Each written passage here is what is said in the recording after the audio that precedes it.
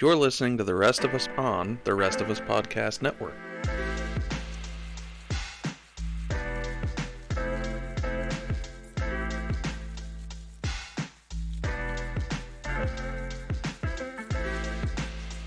The Rest of Us is currently funded by the donations of our listeners. If you would like to donate, please see our donation link in the description of this podcast. If you own or represent a business and are interested in sponsoring The Rest of Us, please contact us at pr@restofusmedia.com. Today on The Rest of Us, you and I will be discussing why we're all experts in something and why most of us are probably experts in a couple of things. Whether it's a popular at-home hobby, a little known yet important function of your job, or whatever that thing is that you obsessively talk to your friends about. You're probably an expert and you might not even know it. So let's explore that. My name is Keith. I am a 12-year veteran of the United States Army, a workforce professional. So I've worked in basically the public sector my entire career in various forms or fashions. My interests lie in helping people improve their lives and do better for themselves and each other. Thank you, Keith. My name is Jeff. I am a 2-year Army veteran and a technologist and consultant in strategy and innovation and technology. Today on The Rest of Us, Jeff and I will be discussing why we are all experts in something and why most of us are probably experts in a couple of things. I'm just wondering, what exactly is an expert? You hear the word get thrown around a lot. You know, the experts like to call each other out. Some people like to say, and tell us what an expert is or isn't, or who we should or shouldn't listen to. But Jeff, what is an expert? So I pulled up Merriam-Webster. You asked me this actually when we were talking about this the other day. What is an expert? That was a really good question. And I guess I'm not an expert on words because I had no idea. And so I figured, who is an expert on words? The dictionary. That's who I turned to. And their definition is one with a special skill or knowledge representing mastery of a particular subject. Or, I didn't know this, having, involving, or displaying special skill or knowledge derived from training or experience. And it's really kind of interesting now because looking at those two definitions, something we're about to talk about, which is one talks about the experience in having special needs, having special skills or knowledge derived from training, right? And the other one is basically representing mastery of a subject. So one is knowledge and one is on the job training. So education versus OJT, so to speak. Yeah, and it's obviously the same definition. I need to display this to you, right? Yeah. I can demonstrable skill versus mastery, which kind of gets into the same question, right? Well, what does mastery mean? Yeah, so I guess it's the academic understanding of a topic versus the professional application of, you get what I'm saying. So the definition of mastery is the authority of a master or dominion, the upper hand in a contest or competition, aka superiority and ascendancy, or the possession or display of great skill or technique, which leads me to the samurai point, which I'll get to in a second, or skill or knowledge that makes one master on the subject. And so it's interesting to say great skill or technique, because I remember thinking about expertise and hearing, I think it was a video. We were talking about it. I was thinking about this. I was going to text you this morning. And I think the value and the reason that we had in my crazy quantum information conspiracy theory brain, the reason we couldn't talk for 15 years, when we had to connect our decision nodes, our entry and exit points again, was that we had gained 15 years of experience. Right. And so now we could tell the same stories and come from the same direction, but we were teaching each other things, which is the excitement. It sounds to me like you are an expert at presentations. I am. So how much time do you think you've put into presenting in your career, your working life? Oh man, that's a great question. So I think more time than I ever care to. First, I would say probably 5 to 10 hours a week goes into presentations and communication and getting messages across. So yeah, I guess that would make me an expert in presentations. So do you think you've done, more than 10,000 hours of presentations? Yeah, that's basically 5 full-time years. And I've been doing this for 15 years. So maybe And so yeah, those numbers roughly 20,000, 30,000, 10,000 in terms of 10,000? prep. I mean, I guess like being a consultant is all about how do you communicate and convey information in a relatable way. So it really is like, here's what I heard from you. Here's how I processed this. Here's how I solved your problem. And so totally my job is largely around communication and presentations.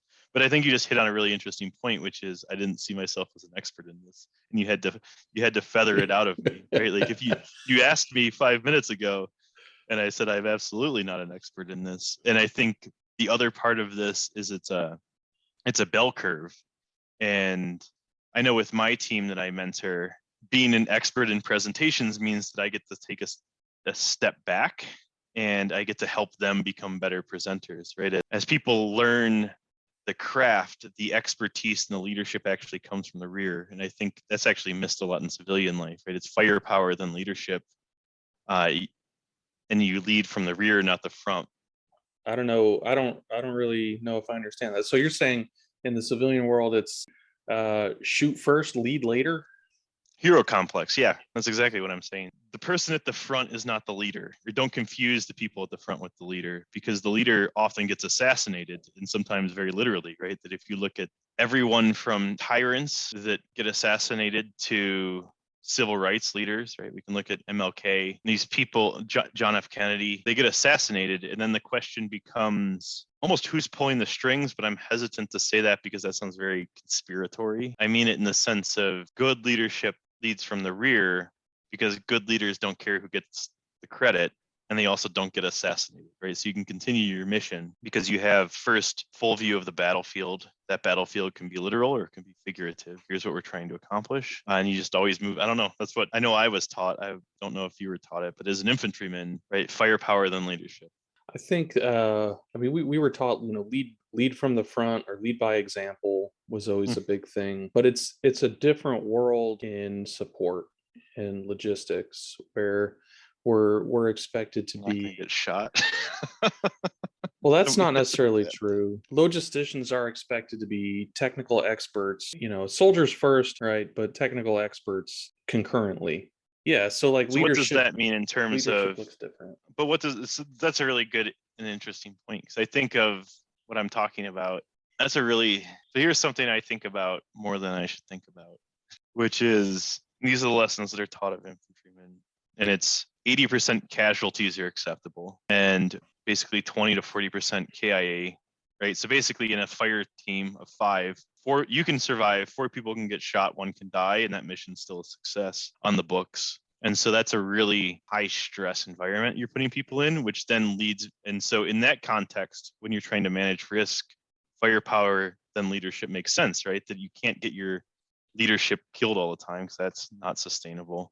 And then from a support perspective, where you're not being put into constant present danger, and not that infantry's in constant present danger.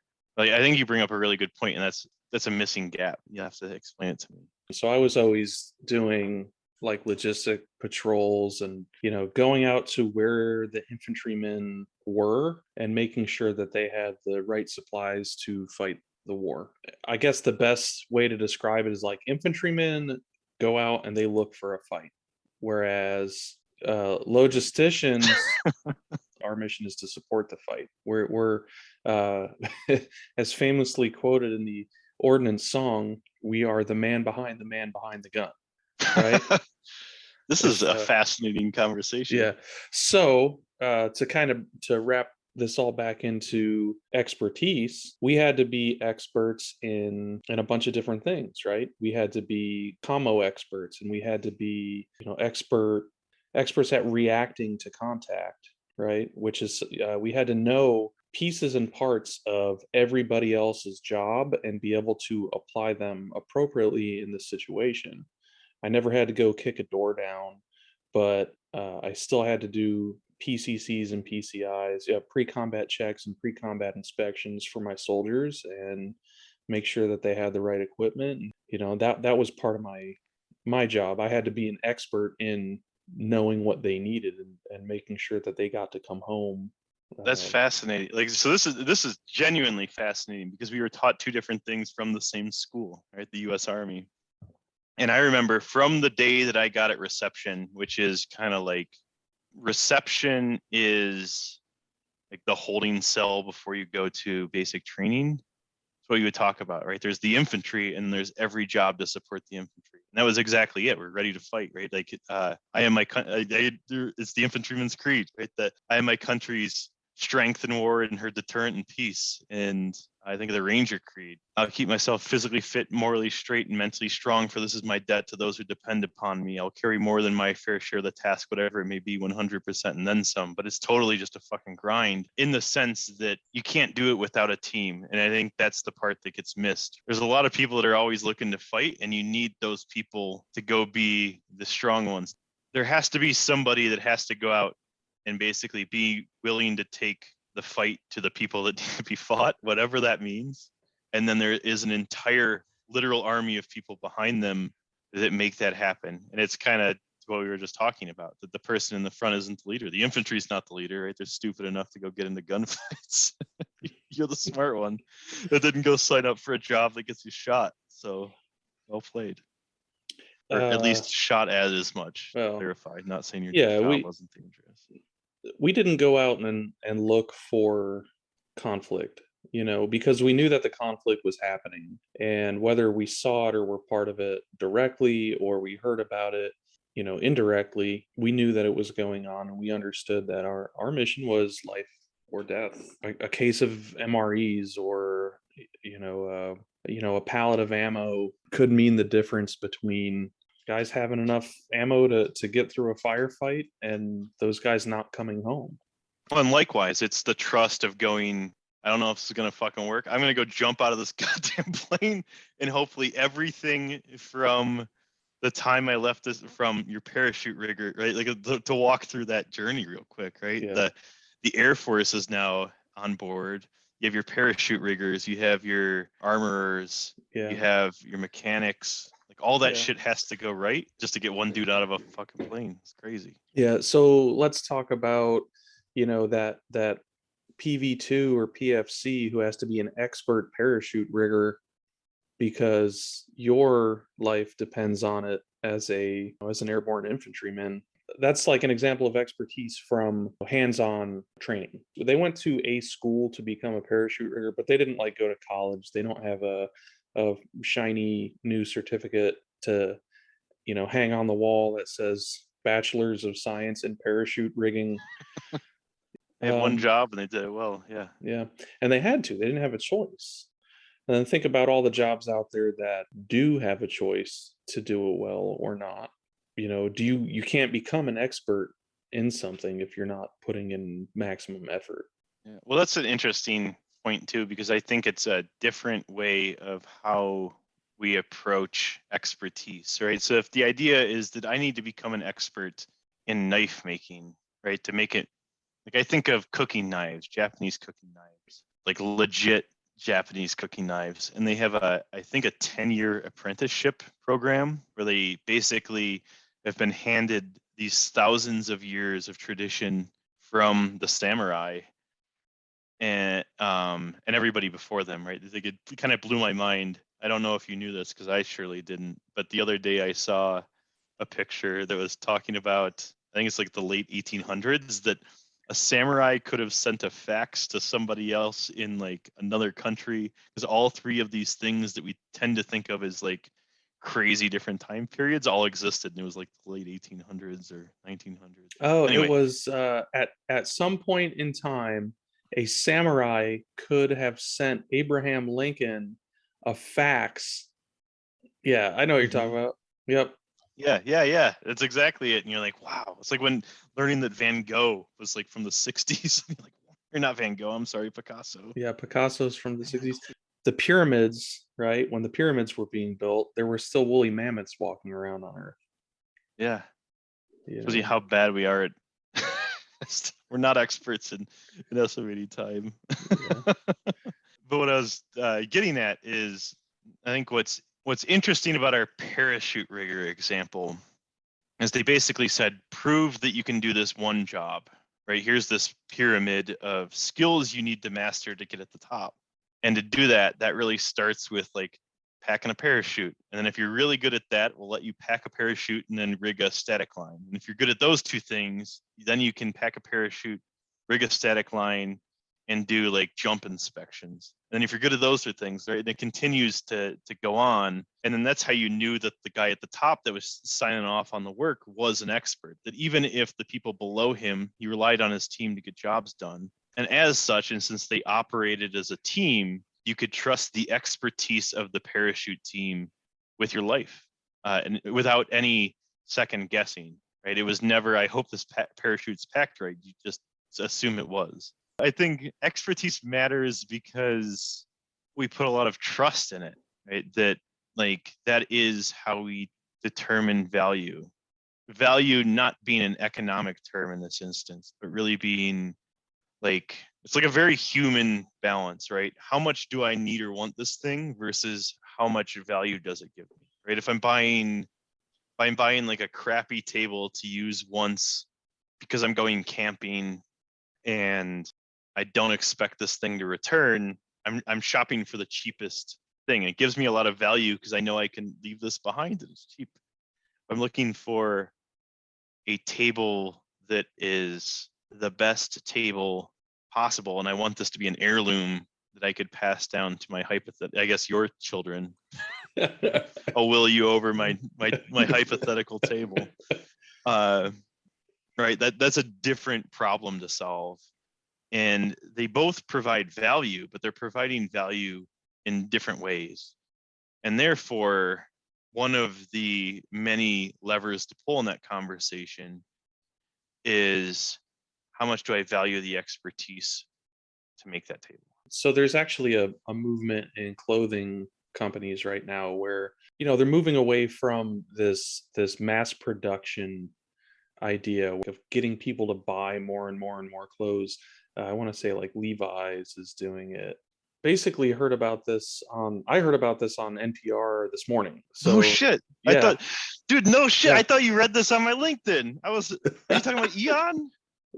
No, I'm not. I literally heard it was like maybe a like 15-minute piece about how there's a push in the clothing industry to move away from this, mass production thing that they're doing. So like companies like Levi's, they want to start buying back clothes and repairing them and reselling them, or You're giving other totally, people the ability to repair and resell their clothes.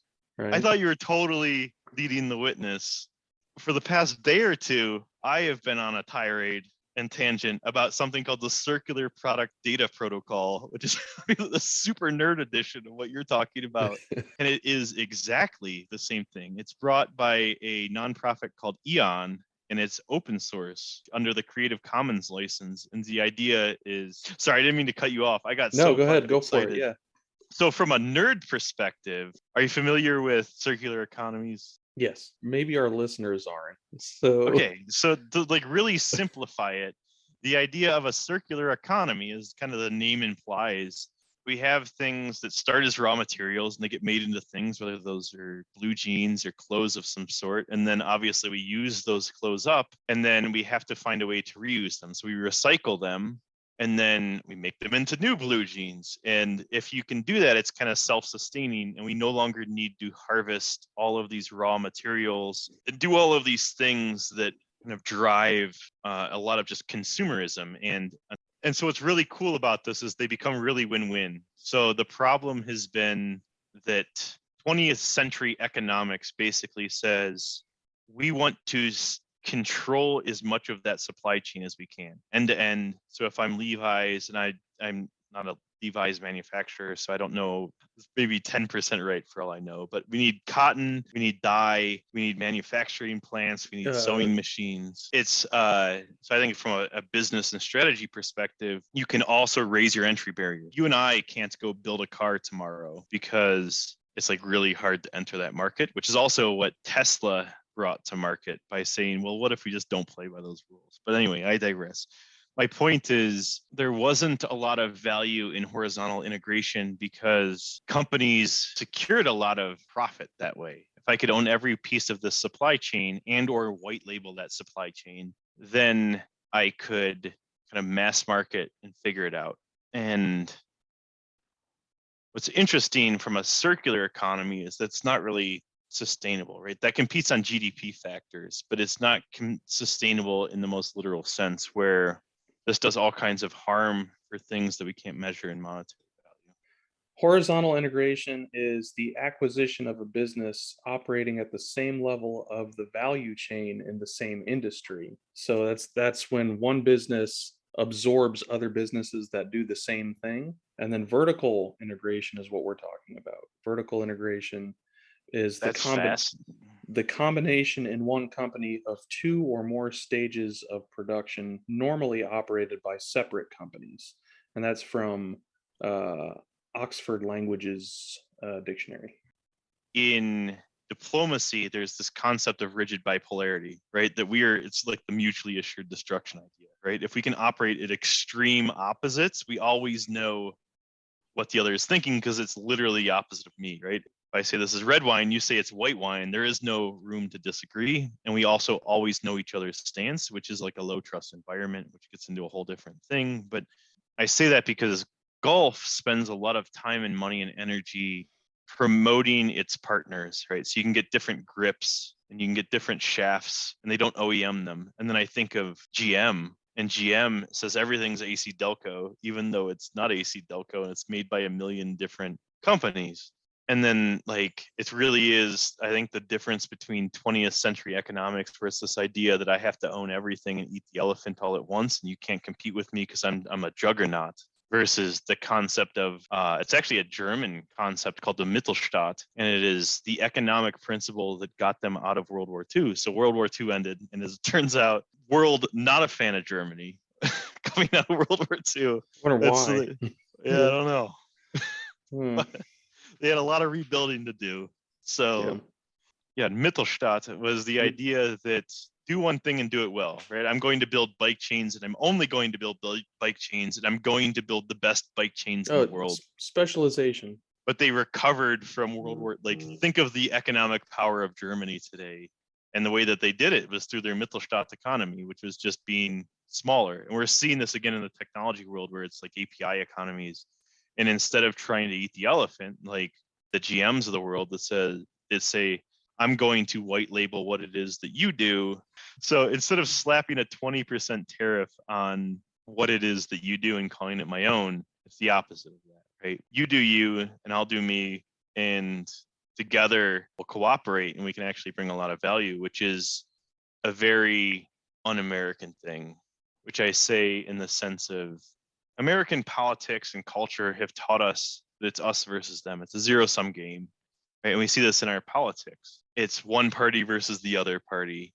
And those are basically your only choices. And we're competing for this very small sliver, right? It's really like plus or minus 5% when it comes down to it. And that's who holds all the power.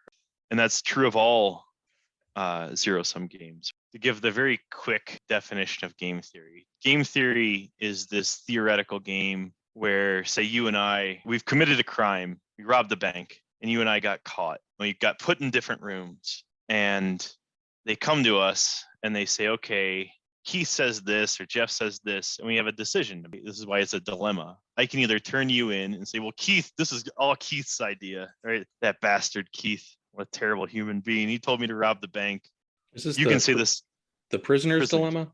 Yeah, this is the prisoner's dilemma. No, but you're right. I'm on a rant, and I appreciate the wrangling in. So I guess the short answer, we find ourselves in a dilemma when it comes to competition in business environments, which is that if I am competing against you and we're both making blue jeans, I don't really have like we're fighting about little things, but if I cooperate with you and say I'm really good at building blue jeans and you're really good at recycling blue jeans, maybe we can work together and with that, we can get a lot of economies of scale, which is the solution of the prisoners game. So what's fascinating about the actual solution to the prisoners game is it's tit for tat, which basically it's, I forget which podcast I heard it on, but I think it's probably Freakonomics Radio if I had to guess. But they nicely bind the greatest solution to the prisoners game ever, which is to be kind but provocable.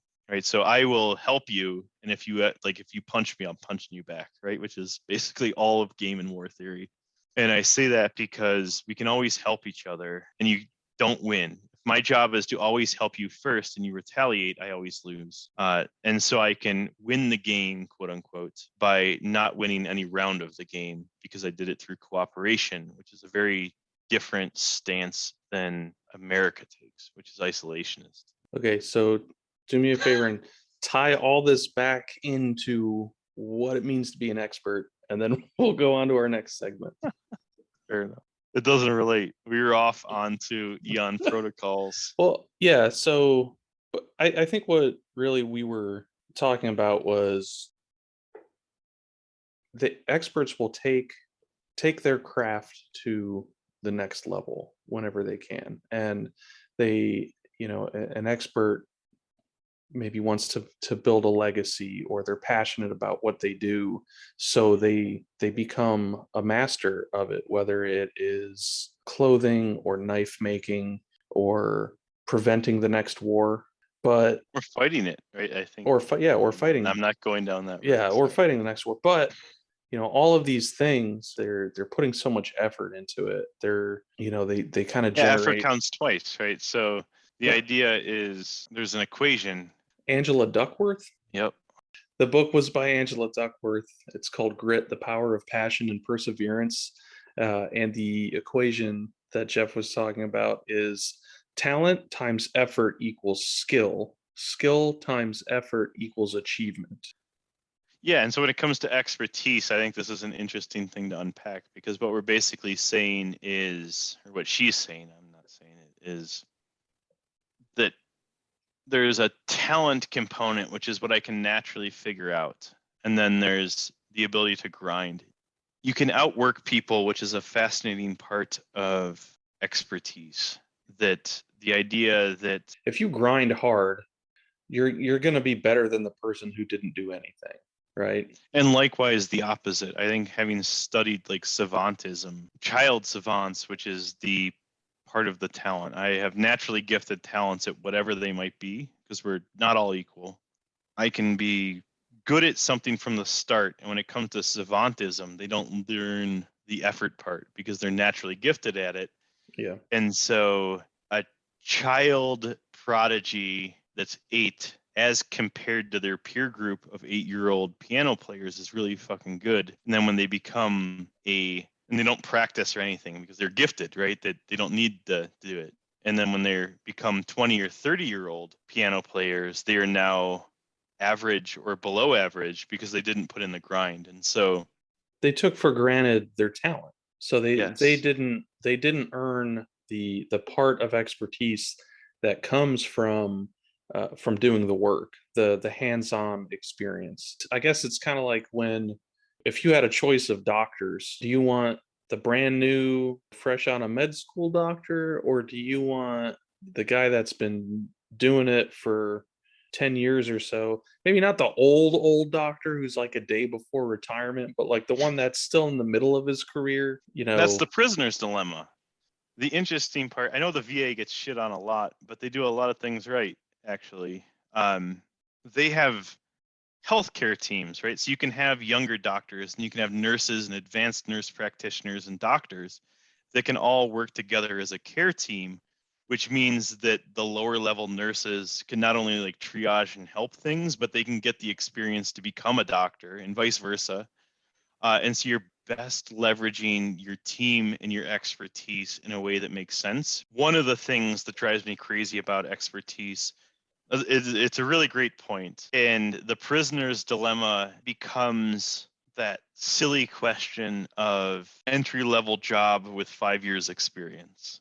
And without a focus on the end result and a focus on the ability to say, well, this is the outcome I care about, and I don't care how we get there, right? This isn't about this explicit doctor or this explicit expert giving me this advice. You can be expert enough because that's the level of expertise that I need at the moment.